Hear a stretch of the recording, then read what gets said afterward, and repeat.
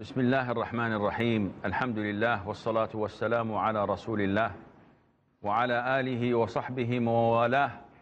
السلام عليكم ورحمة الله وبركاته. We have with us hadith number 83 from this blessed book of Umdatul Ahkaam, and we want someone to volunteer and recite it or read it for us. Muhammad Aman. Narrated Salim ibn Abdullah. My father said, Allah's Messenger sallallahu alaihi wasallam used to raise both his hands up to the level of his shoulders when opening the prayer and on saying the takbir for bowing. And on raising his head from bowing, he used to do the same and then say, Sami Allahu liman hamida, Rabbana walakal hamd. And he did not do that is raising his hands in prostrations. In this hadith, Abdullah ibn Umar, may Allah be pleased with him and with his father, is describing to us how the Prophet ﷺ used to raise his hands in three positions. And we have another hadith, which is also authentic, adding a fourth position, which makes them two that are only done once in prayer and two that are done in every rak'ah of every prayer. So the first one that is done only once, and that is takbiratul ihram, the first takbirah in the salah that initiates it, that begins it. So when you say Allahu Akbar, he used to raise his hands till the level or to the level of his shoulders. And there are hadiths that his fingers would be to the level of his ears. So how to combine? Scholars say that both hadiths are authentic. So in order to combine, you have to have an understanding. And the understanding is that he used to raise the palm of his hands to his shoulders while the fingers reaching the level of his ears. Now, I've seen people tormenting themselves before prayer by holding their ears and doing Allahu Akbar. Why are you doing this? Are you reprimanding yourself? I said, no, this is how we learned how to pray. I said, book, very good. Now you have to change your method of learning. What did we agree on? We learn how to pray from the Sunnah. And nowhere in the hadith the Prophet used to touch his ears, let alone pulling them. And by the end of the day, you never know, maybe you'll be like an elephant with big ears. This is not advisable, akhi. Whatever you do, refer it to the Quran and the Sunnah. Revise all of your religion. So many things that my father taught me were wrong. So many things that my community used to do are wrong. So many things that we may learn in schools, not so many, but there are things in schools that we learn that are not correct. So as a student of knowledge, like you guys, you have to always refer it to the Quran and Sunnah. Don't take my word. I might be one of the sources of wrong information as well that you add to the archive you have. So as a student of knowledge, go back to the Quran, to the Sunnah. Refer, cross-examine, cross-reference so that you can know whether this was done by the Prophet ﷺ or not. Never ever he used to touch his ears. But the hadith says that to the level of the ears. Now, there are people that are so lazy, when they offer takbir, they say, Allahu Akbar. What are you doing? Trying to fly? You think you're a duck? No, this is not the right way of doing it. In prayer, you have to show enthusiasm. You have to show power and strength and agility in the way that Allah Azza wa Jalla is pleased with. Because if your boss tells you to do something, how would you do it? You know, like this? Or you will show him that you are all up to it. If he says do something, you say, yes sir, yes sir. meaning that you are in compliance, you're showing, mashallah. This means that you're a good employee. With Allah, Allah has the highest example. We have to stand in prayer in a manner and fashion that is perfect. And the only perfect way is to do what the Prophet ﷺ used to do. So, should I do this or what? The scholars say you have to point it to the Qibla, because the whole prayer is based on facing the Qibla. So I do this, Allahu Akbar. This is my hands, shoulder and ears level.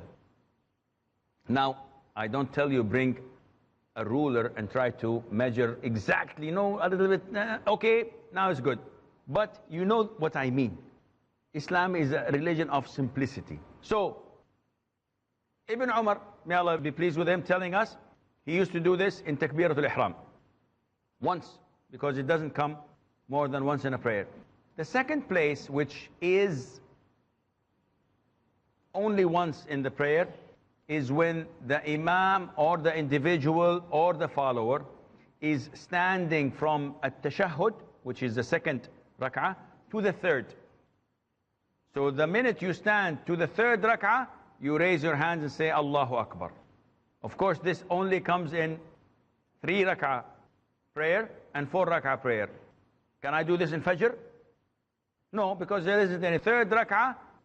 The third and fourth location is found in every single prayer, in every single rak'ah, and that is when I bow, I say Allahu Akbar, and when I raise my head from bowing position, I say Sami Allahu liman hamidah, and I do not do this when I prostrate. So I don't do this in prostration while sujood, Allahu Akbar, Allahu Akbar, Allahu Akbar, Allahu Akbar. I don't do this while in the prostration position. Now, scholars say that it's the consensus of all scholars that the first takbirah, you raise your hands. What's the ruling on raising the hands? Is it pillar? Is it mandatory? Is it sunnah? Kareem.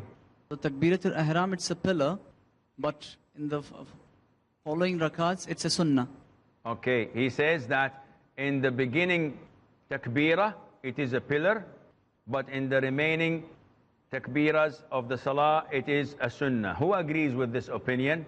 1, 2, okay, 7, 8, 9. And who disagrees with this opinion? 1, 2. Okay, let us take the brother over there. Why do you disagree? God, the Prophet ﷺ never missed it, first thing. Yes. So he's saying that it's a pillar.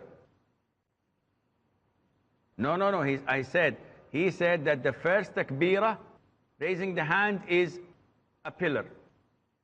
So you agree? Do you agree? He agrees. This is all wrong. You've mixed up things completely. There is a difference between the takbir and raising the hands. Raising the hands is a sunnah. So if I initiate my prayer by saying Allahu Akbar, Bismillah ar-Rahman ar-Rahim, Alhamdulillah Rabbil Alameen ar-Rahman ar-Rahim, my prayer is 100% accepted. But if I do this and I initiate my prayer is invalid, because the takbir is the pillar, not raising the hands. So the consensus of all scholars that raising the hands with the takbir is something that is recommended. There is no dispute and difference between them. They differed in what? In raising the hands elsewhere. So the majority of scholars say it is recommended, such as Imam al-Shafi'i, Imam al-Ahmad. Imam Ahmad said that raising the hands other than the Takbirat al-Ihram, in the 3 positions I've mentioned, they say that it is highly recommended. It's part of the Sunnah. Not only that, Ibn al-Qayyim, may Allah have mercy on his soul, said that 30 companions of the Prophet ﷺ reported it. Not only that, the 10 heaven-bound Sahaba including the 4 righteous and rightly guided caliphs, they reported it.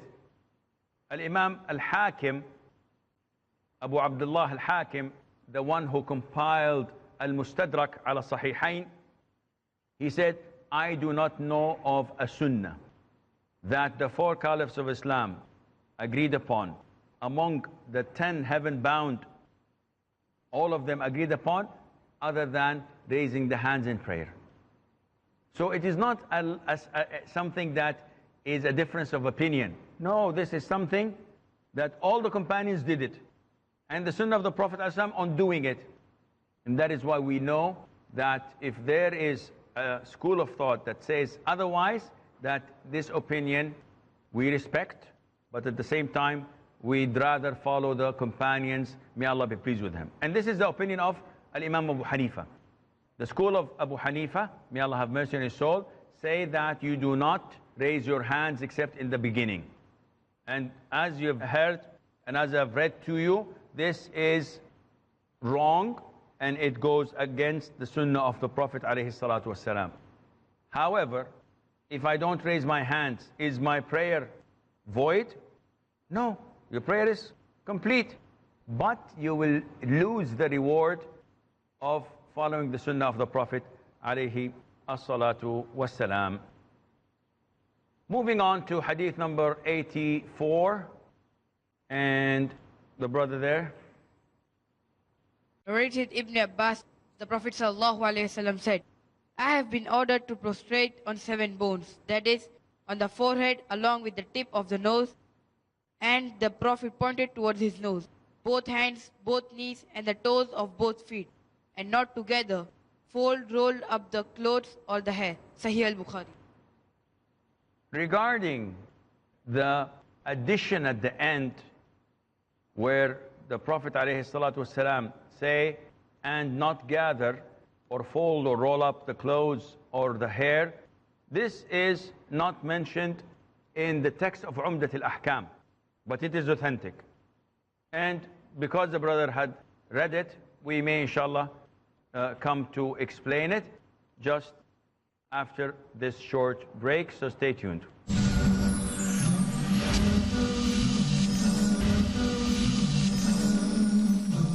Assalamu alaikum and welcome back. The Prophet ﷺ is describing to us how to prostrate. And he's saying that I've been commanded. Who has the ability to command the Prophet ﷺ?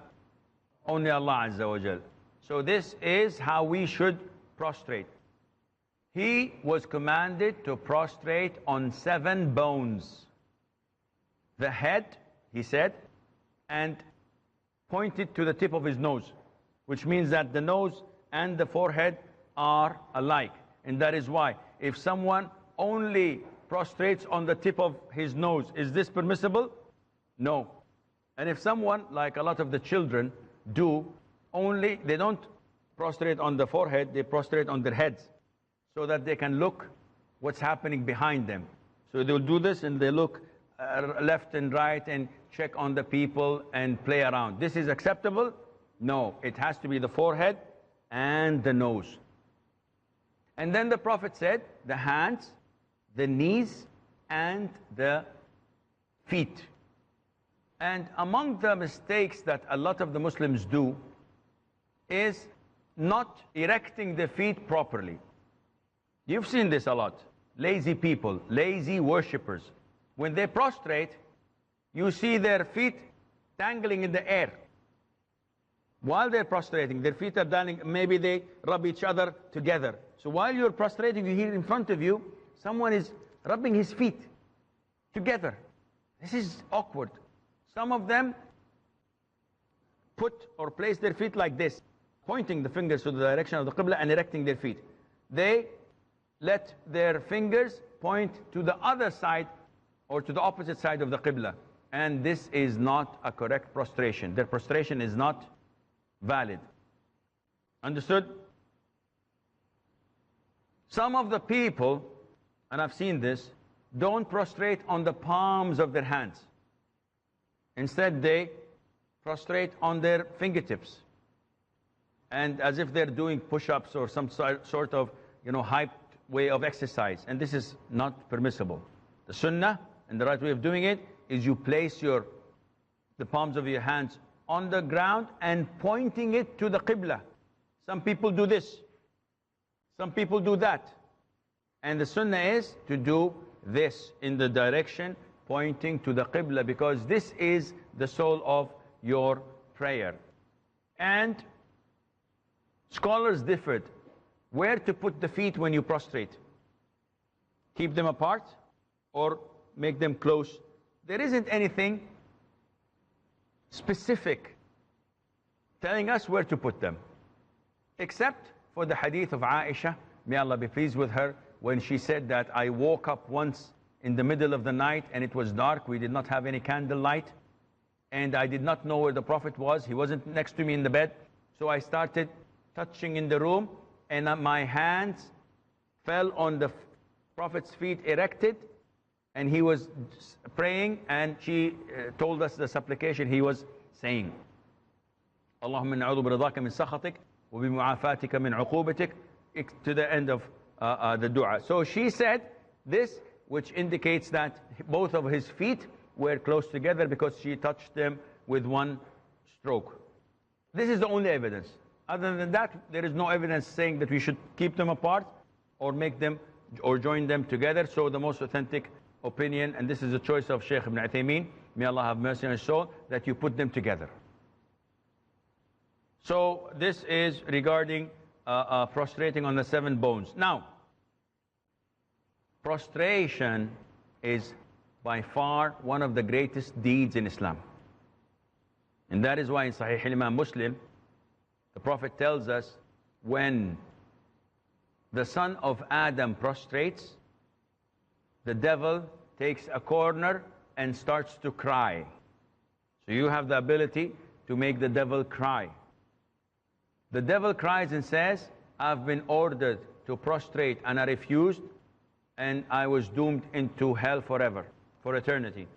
And he was ordered to prostrate, and he prostrated, and Allah will give him Jannah. So the devil knows this, we don't. Or we know, but we neglect.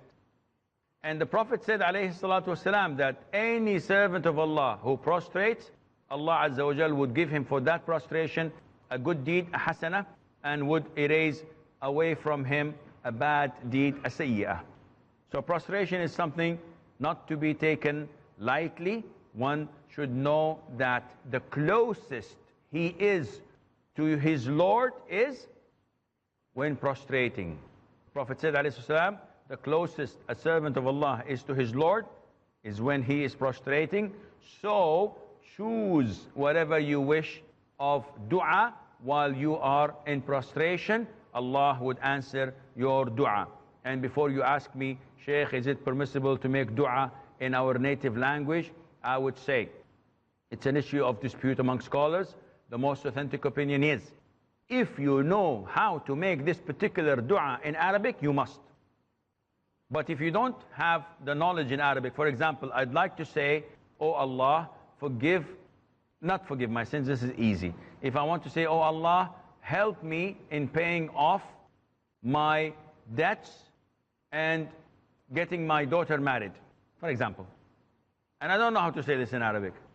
So the scholars say you are allowed to say this in your own native language. But if you have the ability to say it in Arabic, you cannot prostrate and supplicate in Salah except in the Arabic language.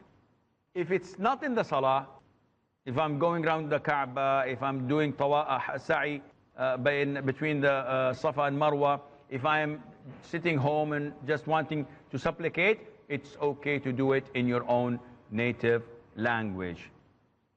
I believe that this is all what we need to know about this hadith. We have a few minutes left, so I'd like to entertain your questions. Yes, brother. As regards prostration, when we go down to prostrate, what is the correct sequence? Whether we should be touching our knees first and then hands? Because there are some conflicting statements. There is a difference between scholars regarding how to prostrate. That is, falling to the prostration position. What should touch the ground first? Should it be hands first or knees first? It's an issue of dispute, and the funny thing is, those who dispute it use the same hadith. Those who differed among them use the same hadith. And the difference is in defining the knees mentioned in the hadith. Because the Prophet is saying, do not prostrate like a camel. And when someone of you prostrates, he should put his knees. They said that the knees of the camel are allocated in his elbows. The Arabs, this is what the Arabs say. And the Prophet ﷺ is telling us not to do this posture and to fall on your knees. So they say, okay, if this is true, then this means that we should not put hands first. And we should put our actual knees first. And those who said, no, the hadith is clear, do not put your knees first, the Prophet says, you should put your hands first. So it's an issue of dispute. Sheikh bin Baz, bin Uthaymeen, and a number of great scholars say you should put your knees first. And Sheikh al-Albani differed with them and said, no, you should put your hands first. What do? I personally, due to age restrictions and demands, I go on my hands first, because this is the best way for a person who's old, who has sports injuries, and for a person who's praying on marble or on stones or on a rocky terrain. If you go on your knees, you're going to injure yourself, and you feel that. So to minimize the fall, going on your hands takes a lot of the pressure. But look to the wisdom of Sheikh bin Baz, may Allah have mercy on his soul. He said, if you do this or you do that, both is acceptable. Alhamdulillah. If we have this wisdom, we would not have any problem. But the problem is that a lot of the brothers, they differ and fight. Oh, you should go on your knees. No, you should go on your hands. Ya akhi, is it your problem? I'm praying to Allah Azza wa Jal, and this is the way I'd like to pray. And this is the way I understand the hadith. Why should it be an issue? It's a difference of opinion among scholars, and we should not make it an issue. Yes, brother. I have a question that in the sujood you said we can recite the dua. But there are some duas in the Quran, and we're not allowed to recite the Quran in prostration. This is good. We're not allowed to recite the Quran while in bowing or in prostration. But the du'as you're referring to are not considered to be Quran, because you're not reciting the whole ayah, or you're not reciting a portion of the surah. You're simply saying, رَبَّنَا آتِنَا فِي الدُّنْيَا حَسَنَةً وَفِي الْآخِرَةِ حَسَنَةً وَقِنَا عَذَابَ النَّارِ رَبَّنَا ظَلَمْنَا أَنفُسَنَا وَإِن لَمْ تَغْفِرْ لَنَا, etc. So actually you're not reciting the Quran, you're reciting portion of it, not as a Quran, but as a dua. And that is why scholars say that this is permissible. I'm afraid that this is all the time we have. Until we meet next time, fi amanillah. Wassalamu alaikum wa rahmatullahi wa barakatuh.